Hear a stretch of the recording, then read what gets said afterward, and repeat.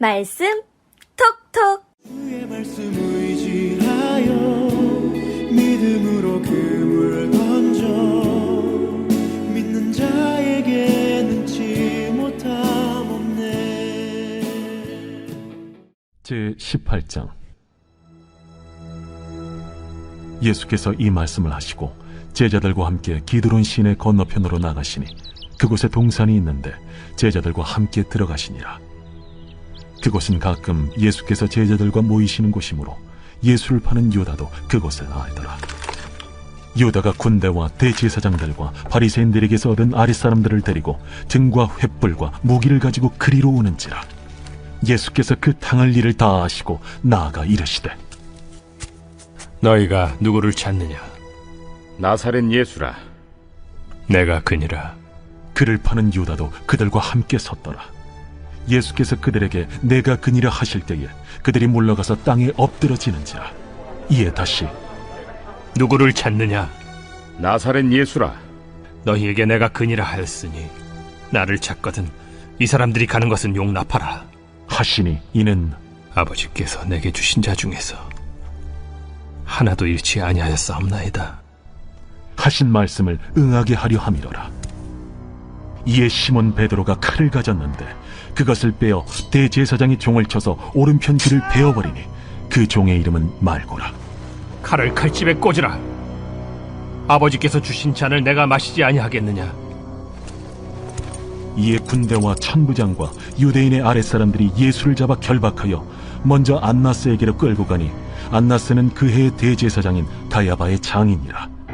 가야바는 유대인들에게 한 사람이 백성을 위하여 죽는 것이 유익하다고 권고하던 자로라. 시몬 베드로와 또 다른 제자 한 사람이 예수를 따르니 이 제자는 대제사장과 아는 사람이라. 예수와 함께 대제사장의 집들에 들어가고 베드로는 문 밖에 서 있는지라. 대제사장을 아는 그 다른 제자가 나가서 문 지키는 여자에게 말하여 베드로를 데리고 들어오니 문 지키는 여종이 베드로에게, 너도 이 사람의 제자 중 하나가 아니냐? 나는 아니라. 그때가 추운 고로 종과 아랫사람들이 불을 피우고 서서 쬐니 베드로도 함께 서서 쬐더라. 대제사장이 예수에게 그의 제자들과 그의 교훈에 대하여 물으니 예수께서 대답하시되, 내가 드러내놓고 세상에 말하였노라.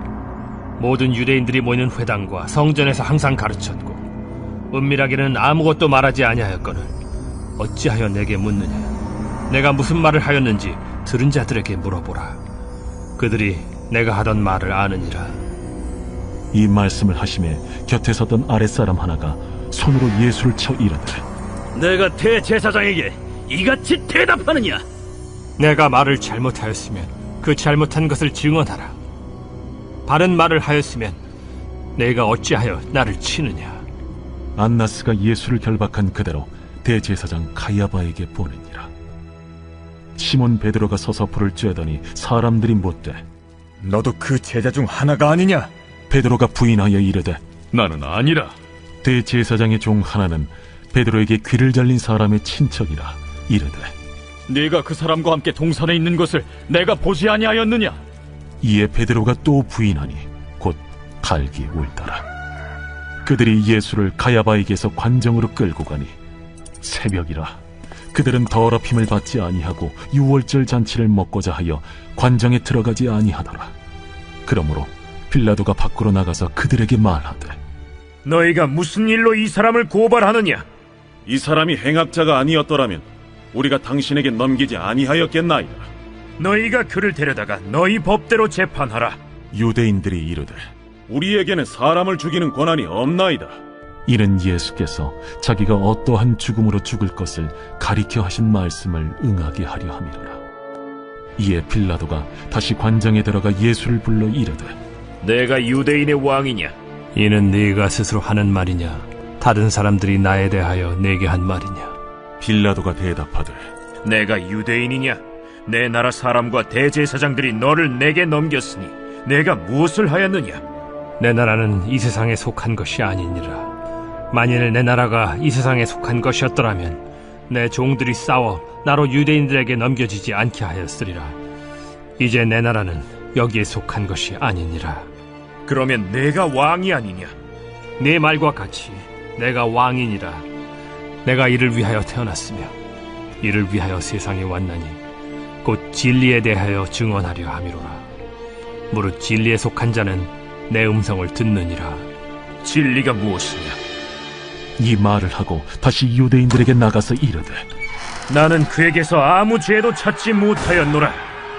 유월절이면 내가 너희에게 한 사람을 놓아주는 전례가 있으니 그러면 너희는 내가 유대인의 왕을 너희에게 놓아주기를 원하느냐? 그들이 또 소리질러 이르되 이 사람이 아니라 바라바라. 바라바는 강도였더라. 샬롬, 반갑습니다. 여러분, 좋은 날 하루가 열렸습니다. 복된 날 되시고, 요즘 날씨가 많이 덥습니다. 더위 잡수시지 않도록 그렇게 조심하시면서 건강하게 지내셨으면 좋겠습니다.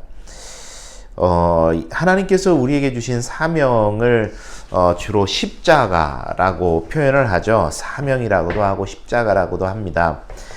오늘 그 십자가 지는 자의 삶에 대해서 오늘 본문에서는 이것을 잔이라는 단어로 우리가 한번 이해를 해볼 수 있을 것 같아요.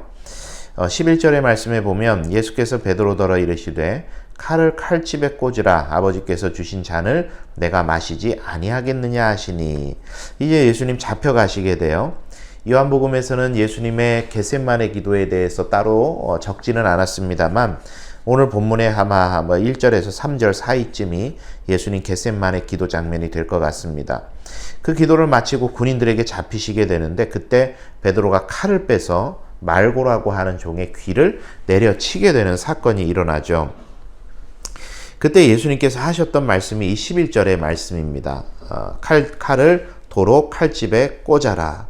그러면서 하시는 이야기가 주신 잔을 내가 마시지 아니하겠느냐라고 하시죠. 네가 어떻게 해도 이 잔은 내 사명의 잔이기 때문에 내가 이 잔은 반드시 마시겠다라고 하는 예수님의 의지가 보이는 장면입니다. 이 예수님의 잔을 받으시는 모습에 대해서 고 옥하는 목사님께서 성도가 하나님께서 주신 사명을 감당함에 있어서 세 가지 자세에 대해 이야기해 주는 것이다. 그렇게 이야기를 하신 적이 있습니다. 책에. 첫째는 어떤 의미냐? 기꺼이 우리 주님은 마시셨다라는 거죠. 예수님께서 오늘 본문의 일련의 사건들이 생기기까지 예수님은 어떠셨죠? 이 일들이 있을 걸 미리 아셨죠. 그래서 최후의 만찬 때도 가룟 유다가 그렇게 할 것에 대해서 이야기를 해주셨습니다. 그리고 오늘 본문에도 보니까요, 2절에 보니까 유다도 알만한 장소에 계셨다. 그러니까 전체적으로 종합을 해보면 예수님께서 이 군인들을 기다리고 계시는 그런 인상을 받을 정도로 예수님은 이 모든 사실에 대해서 알고 계셨습니다. 그리고 또 6절에 보면 참 의미심장한 내용이 있는데 군사들을 예수님께서 맞이하실 때 누굴 찾느냐? 그러니까 그 사람들이 나사렛 예수를 찾는다. 그러니까 예수님께서 내가 그 예수다. 그랬더니 6절에 보니까 뭐라 그러냐면 그들이 땅에 쓰러졌다고 말을 해요. 예수님의 하나님의 영광에 놀라 쓰러졌다고도 해석을 합니다만 또 하나는 예수님께서 우리는 죄인을 잡으러 왔는데 죄인이라면 당연히 막 피하고 막 그럴 줄 알았는데 예수님이 자기가 자기라고 이야기하는 그 당당함에 사람들이 주눅을 들었다. 그런 의미도 있습니다. 그러니까 예수님은 기꺼이 그 잔을 마시셨다라는 거예요. 두 번째는 홀로 마시셨다. 그런 의미가 있습니다. 유일한 구원자 되심이 드러나는 거죠. 사실 베드로가요, 여러 번 그 잔을 함께 마시고자 했습니다. 누가복음의 말씀에 보면 주님께서 죽으시는 자리에 감옥에 주님과 함께 갈 각오가 되어 있습니다. 그렇게 이야기를 해요, 베드로가. 아마 예수님의 수제자로서 그 잔을 같이 마시겠다라는 그런 의미였겠죠. 예수님 잡혀가실 때에도 칼을 빼든 이유도 예수님께서 잡혀가시는데 내가 가만히 있을 수 있는가 해서 칼을 빼들었던 것 같아요. 끝까지 예수님과 함께 잔을 나눠 마실 생각입니다. 그런데 아무리 날고 기어도요, 잔을 나눠 마실 수가 없었어요. 왜냐? 오직 예수 그리스도만이 그 잔을 마시실 수가 있었고 그분만이 유일한 구세주 되셨기 때문입니다. 세 번째는 억울함에도 마시셨다라는 내용입니다. 오늘 본문에 보니까 예수님이 안나스라는 사람에게 끌려가는데요. 이 안나스는 앞전장에서 그런 이야기 있었지 않습니까? 한 사람의 목숨으로 전 민족이 구원을 받는 게 낫겠다. 가야바의 장인이에요. 이 안나스 사람은 유대 역사에 의하면요, 로마를 등에 업고 대제사장의 자리를 얻은 사람인데 9년 동안 대제사장 행세를 하면서 아들 넷과 자기 사위를 전부 대제사장 만들었고, 성전에서 장사했던 그 장사치들의 배후에도 이 사람이 있고, 또 예수님의 이 재판이 참 엉망진창입니다. 이 안나스는 그 당시에 대제사장이 아니고 가야바가 대제사장이었는데 안나스 앞에 와서 판결을 받아요. 그리고 낮에 하지 않고 저녁에 합니다. 또 거짓 증인들이 동원이 돼요. 그러니까 어느 것 하나 공정하거나 정의롭지 않은 불법 재판입니다. 그럼 여러분들이 그런 재판을 받는다면 어떠시겠어요? 이 말도 안 되는 일 아닙니까? 그런데 예수님 억울한 이런 장면 속에서도요, 묵묵히 그 잔을 감당하시려고 하고 계세요. 이게 예수님께서 잔, 즉 사명을 감당하는 모습이었다라는 겁니다. 이게 우리들에게 본이 된다라는 것이죠.